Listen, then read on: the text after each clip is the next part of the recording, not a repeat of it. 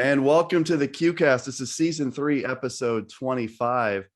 And yesterday I had a chance to talk to the men's basketball national committee chair, Sarah Quattrocchi. And I'm really fired up today to talk to the women's basketball national chair, Megan Wilson. And, Megan, to me, this starts like the greatest stretch of the year. I've got my Illinois Wesleyan gear on because the Illinois Wesleyan women play Millikin in a couple hours. I'm hoping to burst some bubbles and mess up brackets and all that stuff. How are you doing? And are you pretty fired up, Megan? I'm doing great. Yeah, this is such an exciting time of year. It's been a lot of work these last few weeks, but it's fun just watching the score updates and the live stats and just kind of watching some close games. There's been some really close conference tournament games already with some of our top teams, and it's just an exciting time of year. As a former basketball coach, you got to love heading into this, March and the conference tournaments and getting an opportunity to go to the NCAA tournament. And I believe you're in Indy as we speak, right? So you've made the trek to Indy.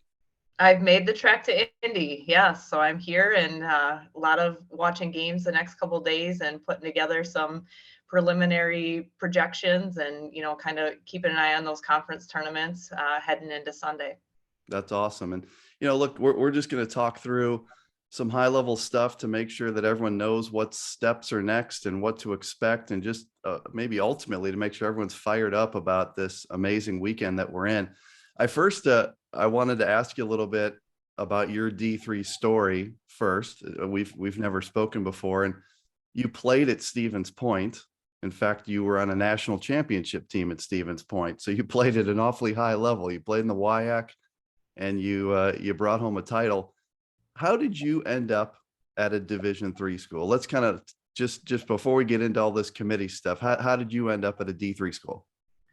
Yeah, so I ended up at Stevens Point. I honestly wasn't a very good basketball player, but came from a really good high school program where my coach taught me the importance of work ethic and what it took to be a leader. And, when I got to Stevens Point, we weren't very good, but my junior year, we won a national championship.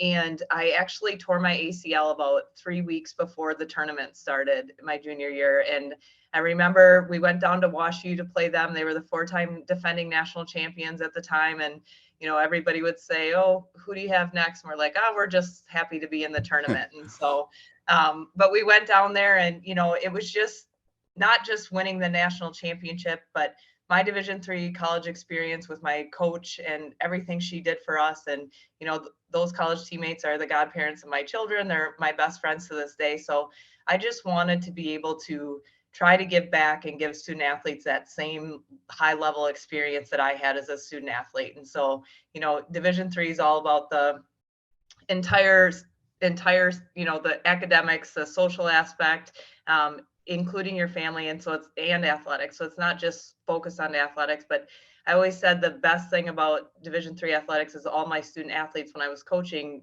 are playing because they can't imagine their life without the game anymore. So it's not because they're on a scholarship or being paid to play it. They just have a high level of passion for the game. And so I got an opportunity to go back to my alma mater and become an assistant coach. And so, I started there and worked under Coach Egner for 4 years. Had some run-ins with Illinois Wesleyan during those years, some good battles, and had a lot of experience there. And actually I had twin boys and moved back home to be closer to family, and the Platteville job opened up. And so it was an opportunity to continue to coach at a high level. And I hadn't had any head coaching experience at the time, but they took a chance on me. So love the Division III philosophy, what they do for their student athletes, and just, encouraging them for growth beyond just their sport. It's always amazing to me to hear D3 stories, because those of us that had a great experience, we tend to stay closely connected to it. I had a great experience at Illinois Wesleyan as a student, as a fan, and that's why I do what I do. I think everyone that contributes, it feels the same. Your story, you've got your own path, and here you are still right in the middle of Division III. I wanted to talk also about your day job. So you're the Associate Dean of Student Engagement and Intercollegiate Athletics. Can you talk a little bit about, what is that role? What do you do in that full-time role at Dubuque?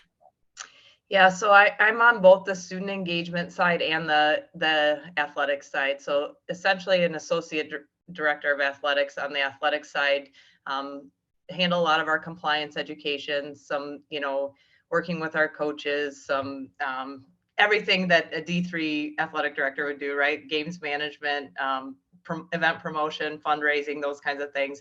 But I get an opportunity to interact with our general students at Dubuque as well. So that's been a really good, it's been a new career or new path for me in my career. I've only been on the athletic side in Division III. So being a smaller school, I was at UW-Platteville, UW-Stevens Point for a little bit before going to Luther and UD now.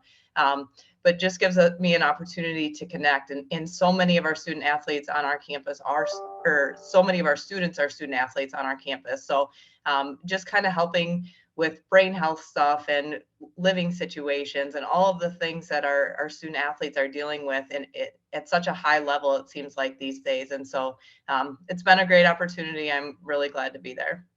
And the last few years have been tough on student athletes, and so I'm sure you're dealing with some pretty real stuff on campus right now, coming through the pandemic and just all the things coming out of that. How are on your campus? How would you say the atmosphere is with student athletes currently? Like, how is the mental health aspect? I think it's good. I think it's always a challenge, right? They're coming out of something that, a lot of us have never been through a Right. pandemic before. And so I think finally this year you've seen that want or that need to connect more. It felt like for like the first little bit after COVID, people were so used to isolating and, like we didn't have a lot of people coming out to games, one, because you couldn't, and two, because they were used to staying in their residence halls Right. or staying at home and watching the games and just not that need to or want to connect with other students. And so I feel like that's kind of on the uptick, which I also think that social aspect is so important for their well-being, right? Like getting out and connecting with other students on campus. So I think there's a lot of pressures these days, right? Like I Hmm. think social media and things have increased the pressure for our students to be better, to put this perfectionist mentality on themselves. And it's honestly having children that are in high school right now. It's a really scary thing to go through and to witness. But I think just making sure that you have adequate resources on your campus, and I think more important than that is just a willingness to talk about it, right? Like it to try to remove that stigma a little bit, and we really try to do that a lot on campus.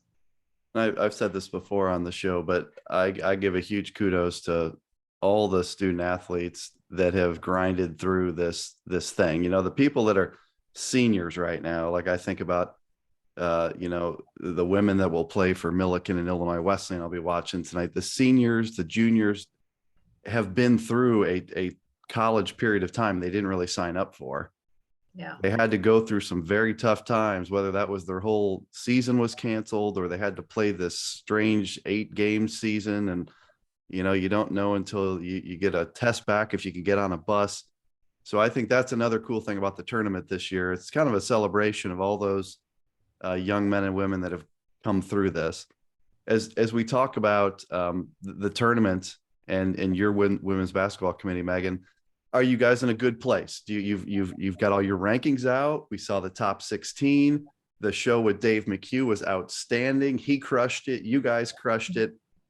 You've got another ranking out since. Is everything on time and where you want it to be, or are you kind of in scramble mode? I mean, I think there's a little bit of scramble this week that you can't avoid, right? Like there's just things changing every day. If tournaments don't go to chalk, you have upsets Right. and bid sealers and all of that good stuff. But I do feel like we're in a really good space.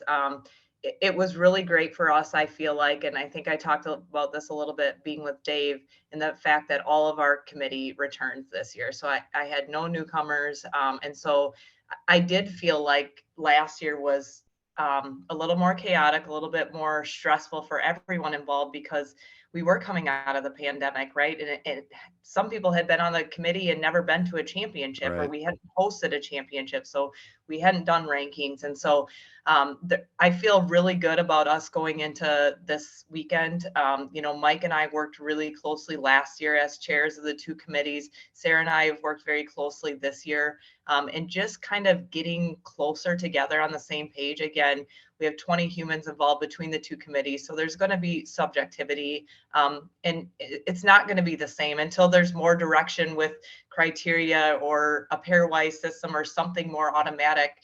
We're not going to be exactly the same, but I think we've come a lot closer. They've also been a great help in talking through some of the processes that they've gone through, or some of the things that help them prepare that, we've been like, oh, we've never thought about that. That's a great idea. And so I feel really good about going into this weekend. I feel like our committee members are more confident, and I feel like we've done a better job of being consistent this year throughout the rankings. And I want to build on that alignment kind of between the women's basketball committee and the men's basketball committee. Pat Coleman said this pretty well on the top 16 reveal debrief. He said that in the past, if you stacked up a bunch of men's Pool C resumes and women's, that you would know, if they didn't have names, you would know which committee they came from. The men's committee would have a high emphasis on SOS and RROs, and the women's committee would have a high emphasis on winning percentage. As I look at things this year, and I talk to those who are close and really digging into the numbers, like Scott Peterson and Riley Zayas, these guys are outstanding. It seems like everyone feels like there is a whole lot of alignment and consistency, to where if in the old days you'd think, oh, the women's committee is all about winning percentage and the men's committee is all about SOS, it seems like both committees are doing a great job around the totality of the resume. Can you talk about that alignment between the two committees as much as it's possible? Sure. Yeah. And I would totally agree with Pat's statement, right? Like the men last year, I think they had a team that was barely above 500 in their rankings. And I would get a call from a school on the women's side with a very similar resume saying, like, I don't understand it. My men's program's ranked and we have a similar resume. And, right.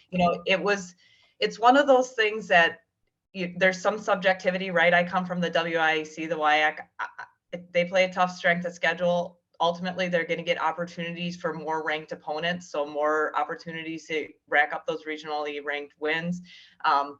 But they also, to an extent, can't avoid that, right? So we can't penalize them or the UAA because of the league they're in. We can't say, well, yeah, they have a great strength of schedule, but that's just because of their conference. Just like we can't penalize someone who has a weak SOS just because of their conference.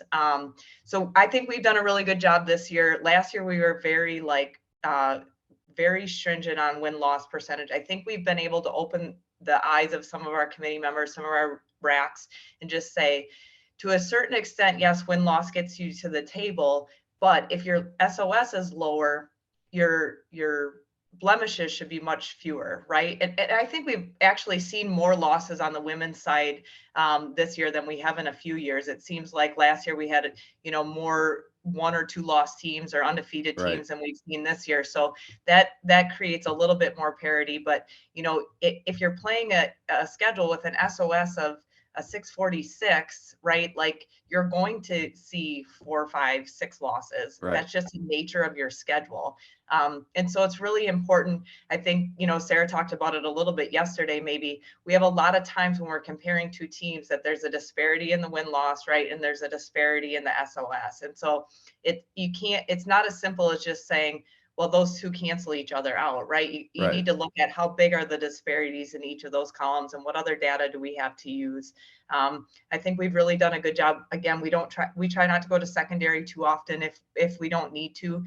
But I think we've done a better job of looking at some of those teams that have high win-loss percentages with low strength of schedules, and are they going out and scheduling some of those tougher non-conference opponents, making an attempt to build the best resume they can going into this weekend. And I think it's a good thing what's happening with the integration. I think most of that has to do with probably your relationship with Sarah. You guys seem to work together really well, because we probably were a little bit on extremes if we look at the women's and the men's approaches. I think that it seems like there's a little bit of coming to the middle, which is seems like a really healthy thing.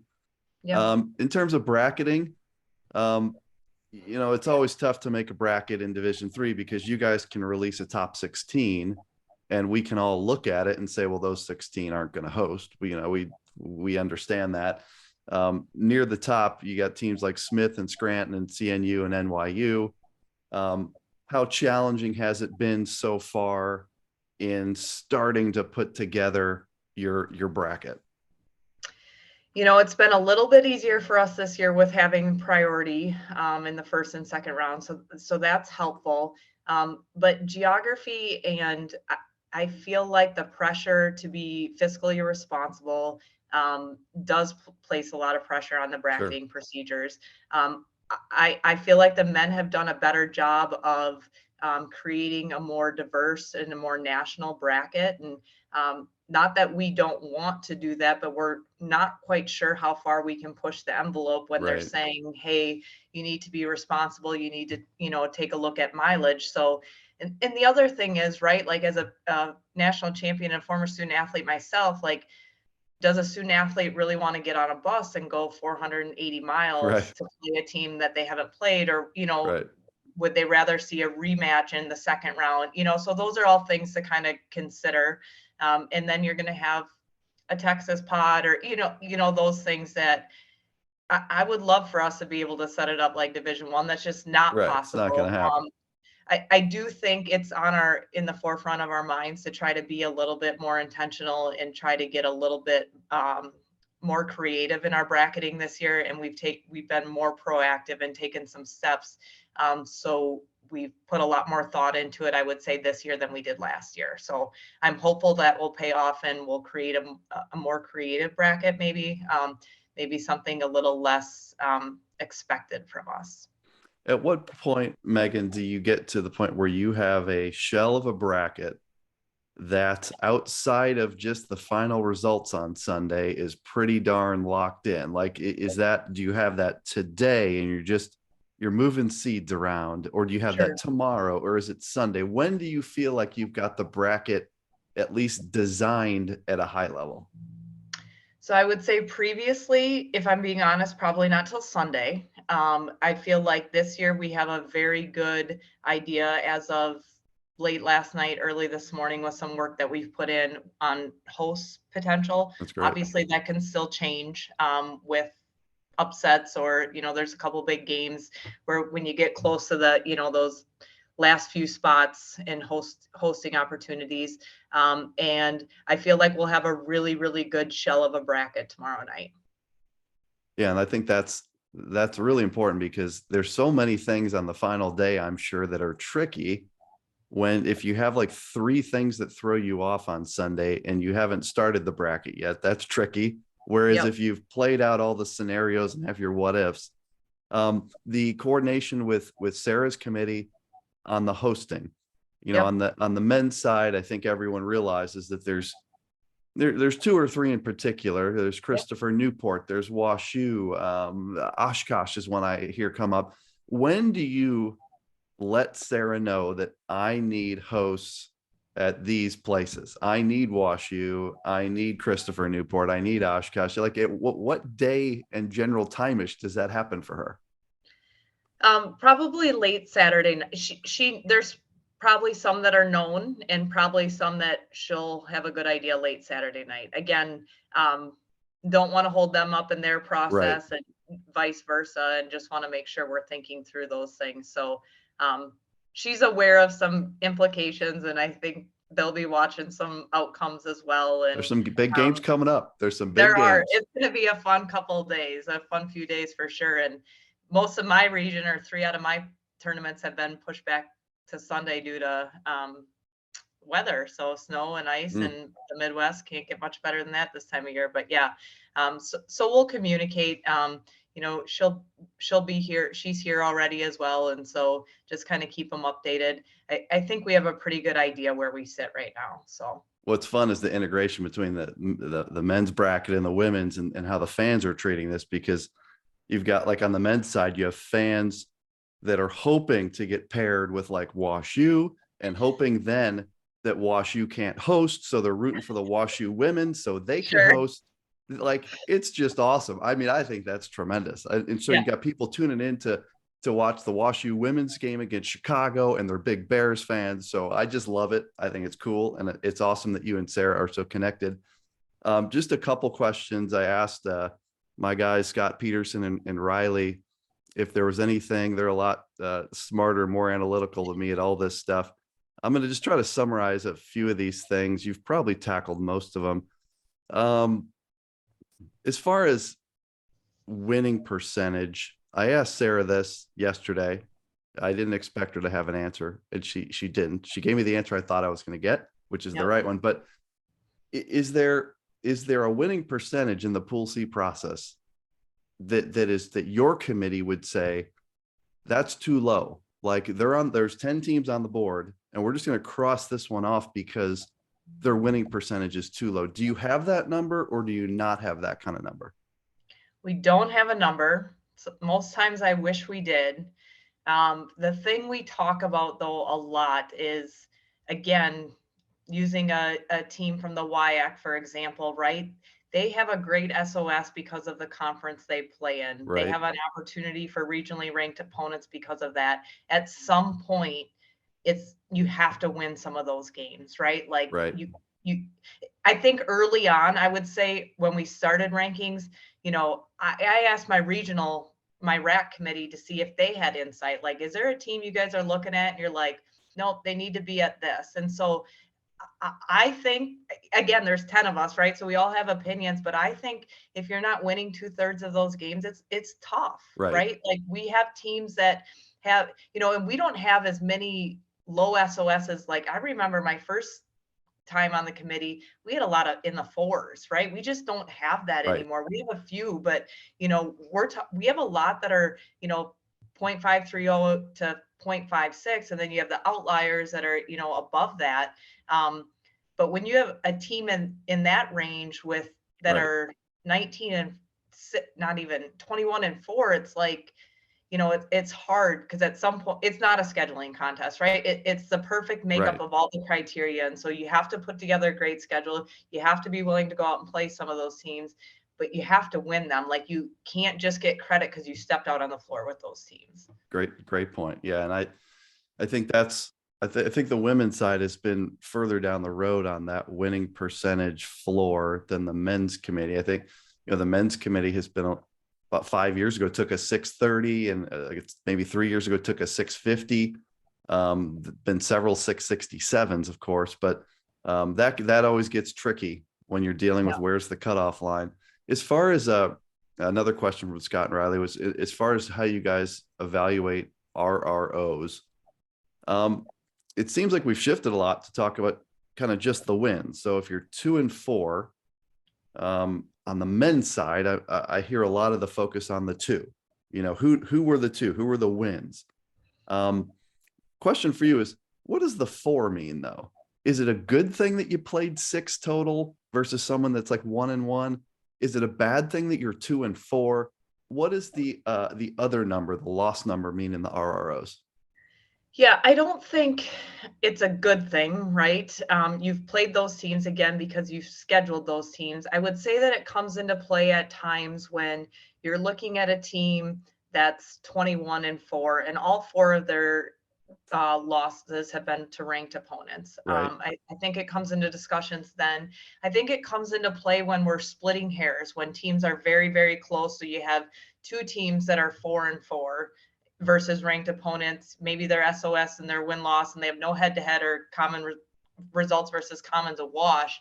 And so then you're like, okay, just as who are those wins against? And again, we not only look at where they stack up in the region, but also I try to encourage us to look at what's their SOS and what's their win-loss percentage as well, because I don't feel like a 1 is a 1 is a 1 across the regions. And Right. so I think it's also important to, if we're splitting hairs, okay, did team A lose to 2 1s and a 3 and a 6, and team 2 lost to 2 6s and 2 7s? Well, if we're splitting hairs, I would say the quality of the losses for team A is better. Right. They lost to higher ranked teams or better teams according to the NCAA criteria. So I don't definitely don't get rewarded. And the NCAA does us no favors by saying it's results versus ranked opponents, right? Right. Like Right. win loss is win loss percentage. They tell us that, right? Like it's just results versus ranked opponents. So here's Right. 10 racks and 10 national committee members, and you interpret it how you want. And then you have turnover. And this is my last year as a chair. So whoever takes over as a chair next year may have a different philosophy, and as the leader and probably the most vocal one on the calls, they may start to fall into that a little bit. So Right. Right. um so we don't look at them unless we're splitting hairs, or in terms of, okay, this team's only lost to ranked opponents, here's who they lost to, that's pretty impressive, or whatever. Right. So That makes sense. Yeah, it's a similar conversation, I think, on the men's side with Sarah around that. Another question, you touched on this already, maybe a couple times, but just to ask it more specifically, kind of the age-old question of the high winning percentage, lower SOS team. I'm talking, like 900 and 510 versus kind of the 808, 575 team. Where do you start with those two resumes? Like you're looking at those, like where's the first place you go on that stuff to try to draw some differentiation between the two types of resumes? I mean, the only thing you can really do is when we're in our system is a direct comparison. A safe compare is what we call it. So you click on the two teams and hope that there's some additional data, whether it be head to head or results versus common. But again, it's subjectivity, right? But when we're talking about an SOS of the example you gave at 510, and they have two losses, 900, you said, I don't know, one or two Right. losses, right? Like, what does that equate to a team? I got a team in my region with a 646, right? Like, they played that strength of schedule, because they went out and scheduled some, or because of their conference, but they only have 5 losses. You know what I mean? Like, so there's a certain point, and then you start asking yourself, Right. what would that team do with a 510 SOS? Would they be undefeated? We don't know, right? Just like, what would the team with the high win percentage and low SOS, what would they do with a 646? Right. You don't know. So I think it's really hard. I will say, I think just historically speaking, I think a team that has a high winning percentage and a real low SOS just has a hard time. Yeah. If they don't win their AQ. Right. If they're able to schedule and pick up a ranked win or two, I think that really helps. I mean, I've been in situations where we've had that high win loss percentage, no results versus common, no ranked opponents, and low SOS, and then it's just like you don't have anything else that you can really compare them to, and it does make it tough. Yeah, that's always kind of in this process, that is kind of the age old question of how you start to separate. And then one final question from Scott and Riley was around the alignment between the RAC and the national committee. I think you'd agree there's an important kind of checks and balances to make sure that what the RAC's doing lines up philosophically, or whatever the right word is, with the national approach as much as possible. What is that like? Like, how does the national committee review or look at what the RACs are doing? Yeah, so similar to what the men do, we don't go in the same order each week. We kind of change it up based on maybe somebody's traveling with us being on Wednesday. We have some game days on Wednesdays. But we really, one thing that we've done, I think, and done well this year is we give each other our team sheets once our RAC calls are done on Tuesday and say, hey, my team sheet's updated. We have a buddy on our committee that looks it over and kind of goes through any questions. So hopefully save some time for us once we get to the call on Wednesday. But one thing we've done really well is identified regions that may have very similar comparison. So we may have a team with a real high win loss and a low SOS, and we have teams with 7 ranked wins in 3 different regions. And so we will talk about those 3 regions consecutively to help make sure we're doing the right thing. And even this week, I remember saying to Ethan, who's our behind the scenes guy at the NCAA, like, you can go ahead and put that in for that region, but don't submit it until we get done with the next two to make sure that's, where we're still at. And so, they do get long, and, we'll be like, hey, let's just take a deep breath, but I need to make sure we're giving this region as much attention as we did the first two Right. regions we were on, because we're fresh and everybody's willing to talk then. And then you get towards the end of a 4-hour call and you're just kind of like, what did we Yeah. do in the first region again? But I do think we've been a lot more consistent this year. And then we try to be really intentional with our national committee members to go back to their racks and be like, to be consistent with the national committee and the way we're evaluating teams in the other regions. We changed the rankings. This is what they look like now, and they've done a really good job of staying consistent with that, moving from week to week, I feel like. Yeah, that's great to hear. It makes total sense. I think that's an important part of what you're doing, is just to make sure there's that kind of system of checks and balances on both directions. Yeah. Wanted to ask you just a couple more things around the top 16 reveal. I thought as a fan that was awesome. I thought the fact it moved to Hoopsville was awesome. Like last year, I thought it was good, but I thought having Dave, who's been in the middle of this thing for, I don't know, is longer than I have. He's more than 20 years. Let's put it that way. Yeah. Like, he understands it.